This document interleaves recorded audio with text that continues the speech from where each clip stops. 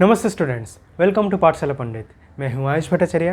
आज मेरा colleague mister आनंद देशमुख आप सभी को ये सिखाएंगे कि डेटा क्लीनिंग क्या होता है। ठीक है, तो चलिए शुरू करते हैं।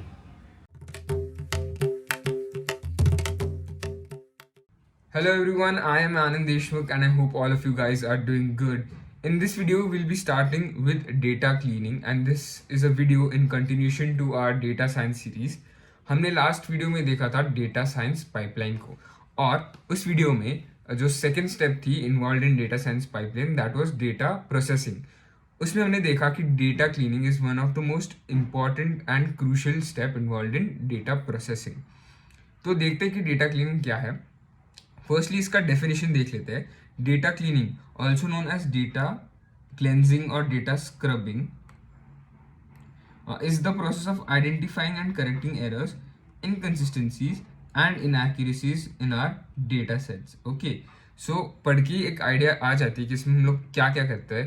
एक तो फर्स्ट ऑफ ऑल इसमें हम लोग आइडेंटिफाई करते हैं कि एरर्स क्या है एंड देन इनकन्सिस्टेंसी क्या है and then we correct them. Okay, अभी जब हम लेट्स से वेजिटेबल्स लाते हैं घर पे, so we do not directly start making our food और preparing our food with those unclean vegetables. Okay, we don't do that. हम लोग मतलब नॉर्मली हम लोग क्या करते हैं, हम लोग उसको पहले धोते हैं, we clean everything and then we start using our vegetables.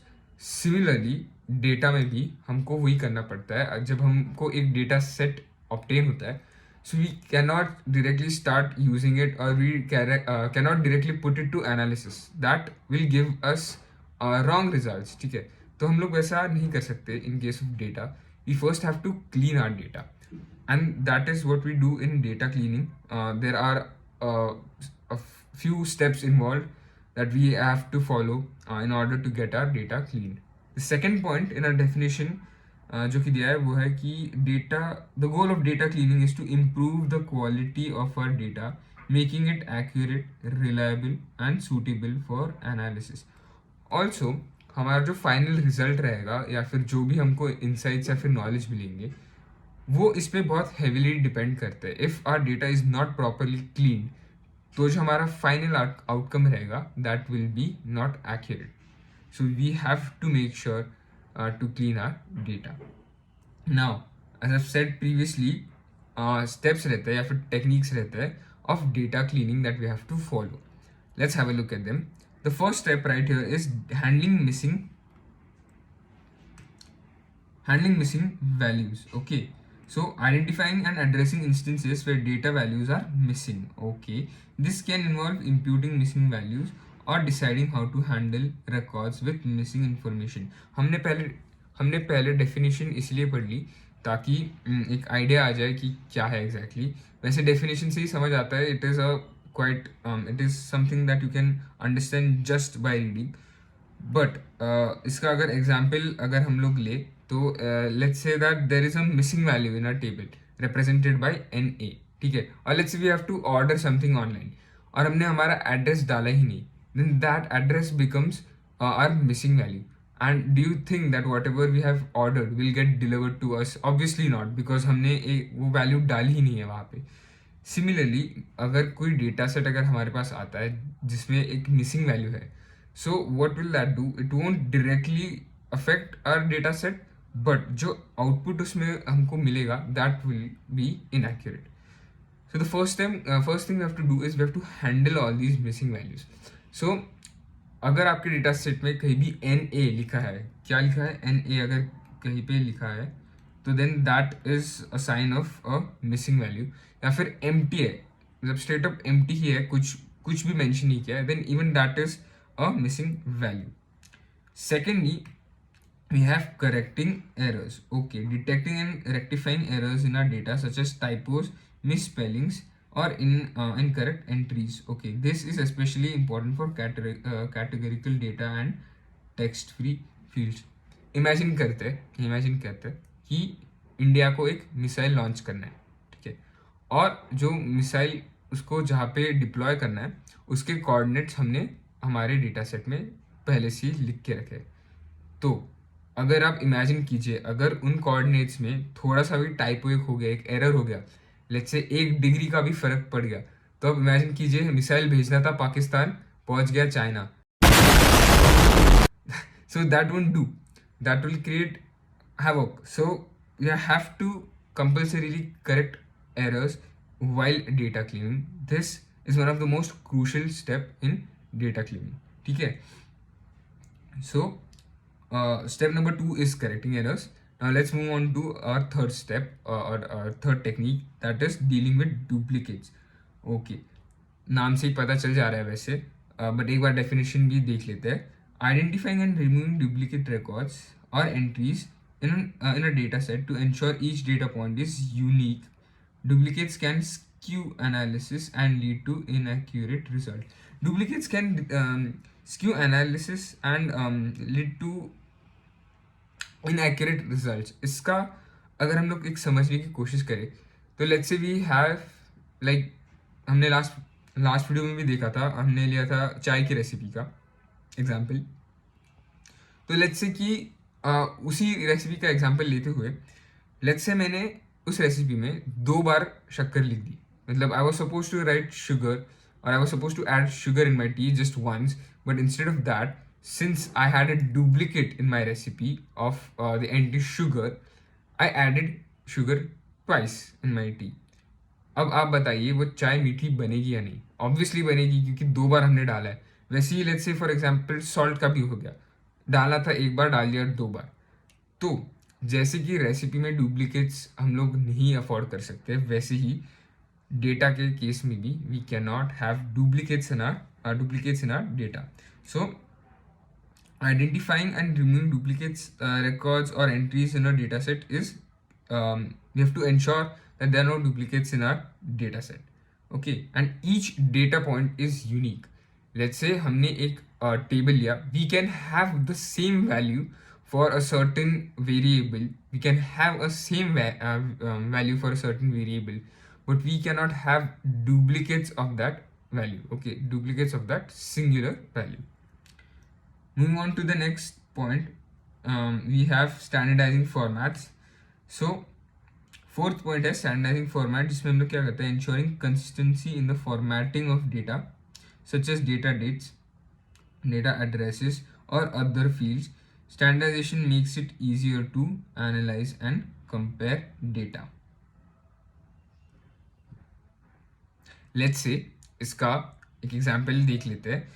हमने एक गूगल फॉर्म बनाया और उस गूगल फॉर्म ने हमने पूछा कि आपका डेट ऑफ बर्थ क्या है, आपका DOB क्या है. ठीक है, हमने ये एक गूगल फॉर्म ने क्वेश्चन पूछा. अब इमेजिन कीजिए क्या होगा अगर किसी ने पहले डाला कि मंथ, ठीक है, फिर ईयर एंड फिर डे. ठीक है, this can be one of the ways जो कोई एंटर कर सकता है उसका date of birth. Second way is day, फिर मंथ, ईयर. ऐसे मल्टीपल हमारे पास डेट ऑफ बर्थ आ सकते हैं. But will this create confusion? Yes, because अलग अलग डेट ऑफ बर्थ होंगे and then we'll have to figure out कि कौन सा किधर मैच कर रहा है. So in order to avoid a situation like this, what we have to do is we have to format our data. Entry के वक्त पे ही हम लोग डेटा एंट्री के वक्त के ही हम लोग स्पेसिफाई कर सकते हैं या फिर मेंशन कर सकते हैं कि किस फॉर्मेट में आपको आपका डेट ऑफ बर्थ एंटर करना है. What are we doing by doing that?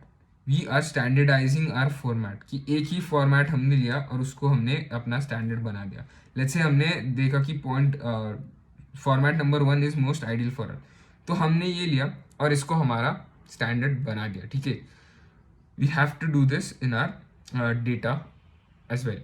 So data में we should have standard formats everywhere. There should be consistency in standardizing our formats. Moving on to the next point, handling outliers. Identifying and addressing outliers or extreme values that may significantly impact statistical analysis or machine learning models. ठीक है, outliers क्या रहता है? Outliers are those extreme values which are different or which are separated from our mean values. Now, if you want to understand what are outliers, मैं आपको recommend करूँगा कि आप box plot वाला वीडियो जाके देखिए. It is already uploaded on our channel. उसमें explain किया गया कि outliers क्या है. So, why do you have to handle outliers? Now we know that outliers are extreme values. Okay, let's say we are calculating mean. अभी जो हमारा initial mean होना चाहिए था, जिस रेंज में होना चाहिए था, वो स्क्यू हो जाएगा और it will tend to the outlier. Why?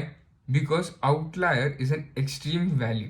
ठीक है, तो एक्सट्रीम वैल्यू से क्या होगा, आपका जो एक आउटपुट आता है वो एक थोड़ा सा it has a tendency to get pushed towards our outlier. If you have to understand this better, I think you should watch the box plot video. उसमें काफ़ी अच्छे से एक्सप्लेन किया गया है. But our point number 5 in data cleaning is handling outliers. Okay. Moving on to the next point is dealing with inconsistency. Now, in this point, we resolve inconsistencies in data representation, units, or scales. Inconsistent data can lead to misinterpretations and errors in analysis. Before we move on to the fifth point के मैं बारे में आपको बोलना चाहूँगा. If you want a separate video on outliers and how they affect our data, do let me know. I'll make a separate video on it. इसका जो है explanation काफ़ी lengthy है, but अगर ये question आपको exam में आया, so you just have to write in a single line. You don't have to expand on it as much. That's why we are just keeping it to handling outliers for now. If you want a detailed video on this, or a detailed explanation on what are outliers and how they affect our data and our outcomes, then do surely let me know. I'll create a separate video for outliers. But moving on to our sixth point, dealing with inconsistency. In this point, we resolve inconsistency, and we do it so that they cannot lead to misinterpretations and errors in analysis. Okay, अभी इस point का मतलब क्या है, ठीक है, समझते हैं. Let's go back to our chai example. Let's say एक रेसिपी में, और एक ही रेसिपी में जो चाय की वेट दिया है दैट इज इन ग्राम्स. ठीक है, 10 grams of tea leaves you have to add to our recipe, and the sugar ki amount is given in, let's say, kilograms. Now imagine if you add 10 kilograms of sugar in your chai. Just imagine. वैसे ही ये क्यों हुआ, मतलब okay, this was an error, but why did it happen? Because the units were not the same. Okay, they were not the same. एक जगह पे unit था हमारा किलोग्राम और एक जगह पे था ग्राम. इससे क्या हुआ कि इवन दो वैल्यू थी that was relative to its own unit ही अलग था. एक जगह पे किलोग्राम था, एक जगह पे ग्राम था. So this won't do. Okay, this is not allowed. That's why we have to deal with inconsistencies, especially units. Okay, even let's say for speed. Let's say हमारे पास डेटा सेट में स्पीड दी 100 kilometre per hour. ठीक है, एक point पे दिया है 100 kilometre per hour, दूसरे point पे दिया है 100 मीटर पर सेकेंड. आप डिफरेंस समझो, इसमें बहुत डिफरेंस रहता है. किलोमीटर पर आवर और मीटर पर सेकेंड में बहुत बड़ा डिफरेंस है. So even though our value was correct, अगर हमारा यूनिट गलत हो गया ना तो फिर पूरा जो है मतलब it becomes very chaotic and it gives us very it gives us a lot of errors. So that's why we have to deal with inconsistencies, especially when they are related to units. Okay, so this is our sixth point. Moving on to our seventh point, which is addressing structural issues. Okay, so in this point, let's read its definition first. We have to handle structural issues in other data set, such as mismatched or incompatible data types, correct relationships between the tables, or other issues related to data structure.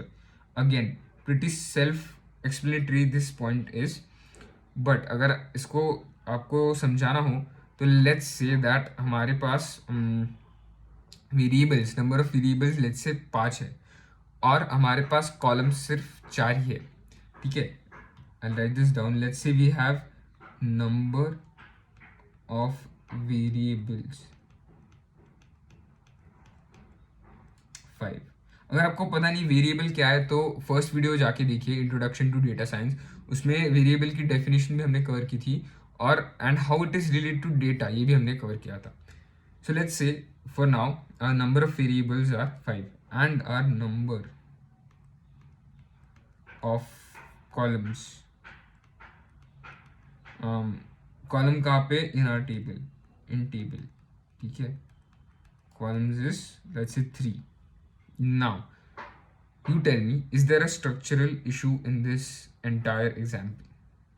Obviously there is, because हमारे पास variables है कितने, 5, और हमने ये देखा था कि each variable needs one separate individual column, ठीक है, एक कॉलम में एक ही वेरिएबल जो है जा सकता है. इधर क्या है, वेरिएबल्स तो 5 है, ठीक है, होल्ड अप,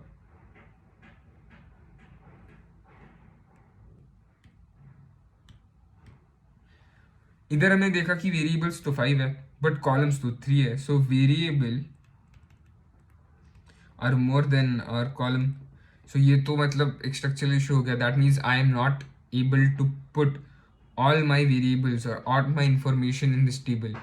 सो ये क्यों हुआ, ये हुआ क्योंकि जो हमारा टेबल था उसमें एक स्ट्रक्चरल इशू था.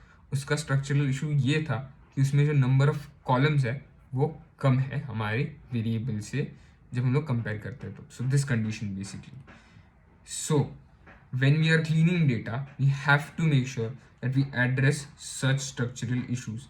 ठीक है, I hope this example was clear. Now let's move on to our next point that we were going to cover in this video, that is data quality criteria. ठीक है, अभी आपका जो डेटा है उसकी क्वालिटी कितनी अच्छी है या कितनी बुरी है या कितनी खराब है, it can be determined by using this quality criteria. ठीक है, let's have a look. The first thing in our quality criteria is validity. So let's have a look at its definition or what it says. Validity is nothing but the degree to which our data can confirm or define business rules or constraints. Okay, data confirm, defined business rules or constraints. Example भी इधर ही दिया, देख लेते हैं. Data dates should fall in typical ranges. Certain columns cannot be empty. Okay, जैसे कि मैंने certain columns can not be empty आपको बताया था. लेट्स से एड्रेस का कॉलम है जहाँ पे you have to buy something online और एड्रेस का कॉलम एम्प्टी छोड़ दिया तो फिर तो डिलीवर होगा ही नहीं प्रोडक्ट, बिकॉज आपने एड्रेस डाला ही नहीं था. जो जिसको डिलीवर करना है उसको पता ही नहीं कि इसको भेजना कहाँ पे है. So a few certain columns can not be empty and dates should fall in typical ranges. इसका भी एग्जाम्पल हमने देखा था, वो डेट ऑफ बर्थ वाला example. So the first point is validity. Okay, second point, let's come down to a second point, that is accuracy. The degree to which the data is close to true values. Example, the address of street is given in valid format but is not true. That is, the address does not exist. Address दे तो दिया but दिख ही नहीं रहा है, address does not exist, then there is an accuracy issue. ठीक है, so I think this is pretty easy to understand. It is pretty self-explanatory as well. Let's move on to the third point, which is completeness of our data. It is basically the degree to which all the required data is known. कितना percent हमारा data complete है. Is it 50% complete, 100% complete, 75% complete? ये जो 75, 50, 100 image जो बोल रहा हूँ, what are these? These are your completeness to your data sets. आपका डेटा कितना अवेलेबल है, कितना कंप्लीट है. So that is completeness. Again, something easy to understand. Fourth point here is consistency. The degree to which data is consistent. Okay, inconsistency occur when two values in the data set contradict with each other. Example, boy with age 10 years is defined as a senior citizen. Okay, ये था हमारा example है कि boy with age 10 years is defined as senior citizen. और एक example मैं आपको देता हूँ. लेट्स से हमारे पास एक ग्लोबल टेबल है. ठीक है, अ table which is available all around the world.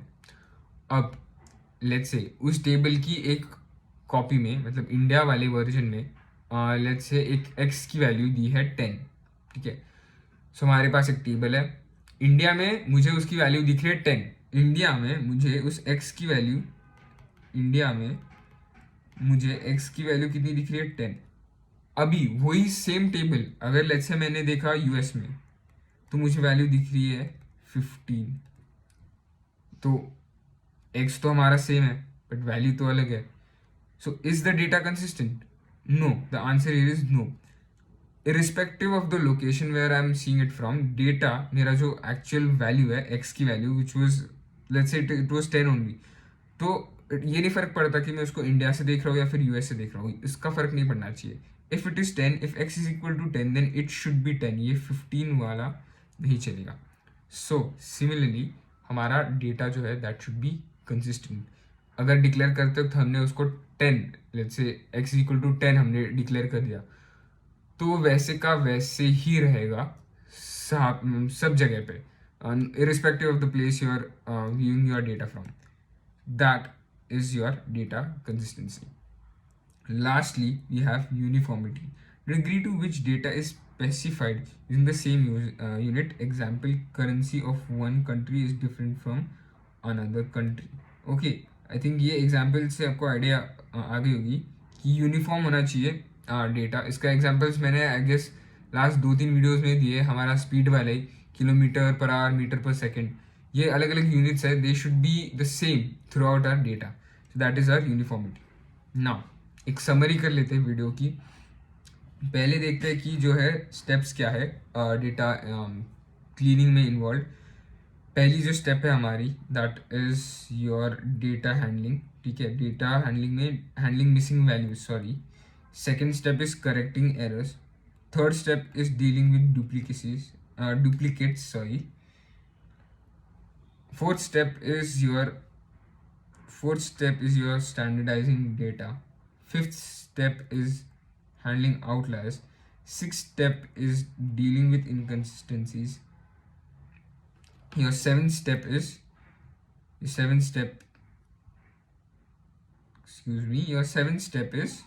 you are addressing structural issues. Okay, now after this we went ahead with to data quality criteria. इसमें हमने देखा कि हमारा फर्स्ट जो था क्वालिटी क्राइटेरिया वो था वैलिडिटी, दूसरा था एक्यूरेसी, तीसरा था कंप्लीटनेस, उसके बाद हमने देखा फोर्थ था कंसिस्टेंसी और फिफ्थ था यूनिफॉर्मिटी. अगर एग्जाम में इन दोनों में से कोई भी एक क्वेश्चन आया तो ये कंपलसरी नहीं है कि आपको सारे पॉइंट्स लिखने हैं. यू कैन राइट, ज़्यादा से ज़्यादा ट्राई कीजिए कि आप ज़्यादा से ज़्यादा पॉइंट्स लिख के आओ. एंड आई होप जो भी मैंने आपको बताया that was clear. If you have any doubts related to this video और related to this concept, then please feel free to let me know and ask your doubts in the comment section.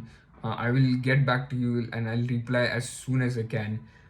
And again, if you have any feedback as well for this particular video, do let me know. Thank you so much for watching and I'll see you in the next one. Bye bye. So I hope आज का video आपको पसंद आया होगा. कोई doubt रहे तो ज़रूर कमेंट सेक्शन में लिख देना. अगर अच्छा लगे वीडियो तो वो भी कमेंट सेक्शन में मेंशन कर देना और लाइक एंड सब्सक्राइब ज़रूर कर देना. ऑलराइट, तो चलिए आज के लिए थैंक यू वेरी मच.